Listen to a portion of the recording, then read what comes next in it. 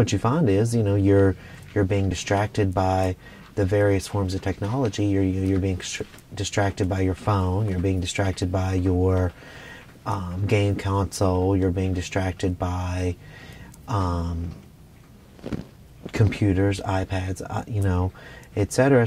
My TV is directly in front of my bed on top of my dresser, and then my computer is either right next to me on my bed or on the floor, and then my phone is usually right on my pillow if I'm not using it. Before I go to bed, I usually use my cell phone, my computer, and my TV is on all the time, and I'm in my room. Usually, if I'm on my computer, I'm doing homework, and then I'll have my phone where I'm on Twitter and Facebook and checking my email while watching TV. Right before I go to bed, I'll either be watching TV or on my phone, one or the other, but I'm always using something. I definitely waste time when I'm on my phone. I'll go back and forth between Facebook and Twitter and checking my email and texting that I'll just kind of get caught up, and then before I know it, it's much later than I expect it to be. Yeah, I have noticed that I can be really tired and I'll go to bed, but I'll go on my phone or watch TV or something, and then it wakes me up and I'm not tired anymore, and I'll try to go to sleep, but I can't because I'm just too distracted.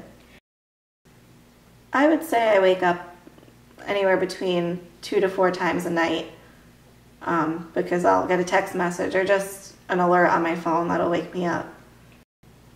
I'll usually check my phone and then just kind of turn it off and go back to sleep, but at that point I'm already awake and it interrupted my sleep. I know that I'm not the only person that uses that much technology right before I go to bed, so I'm sure there's, hundreds of thousands of other students who are in the same position.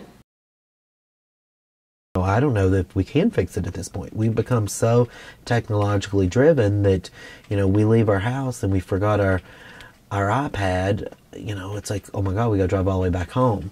We forget our phone charger and we're at 10% battery. We're in panic mode. And so I don't know if we can fix it, but it's like we're going to have to arrive at some kind of solution to resolve these issues. It's like, it's definitely affecting sleep patterns, which affects mood, which affect productivity, which affect accountability. It's like, I don't know how many times I've been told by my students, I was up till 5 a.m. working on a paper and I slept through my alarm. Well, it's like, it's a 6-page paper. And what time did you start on it? 2 a.m.? Because that's about how long it should take you to type a 6-page paper. Maybe 3 hours max.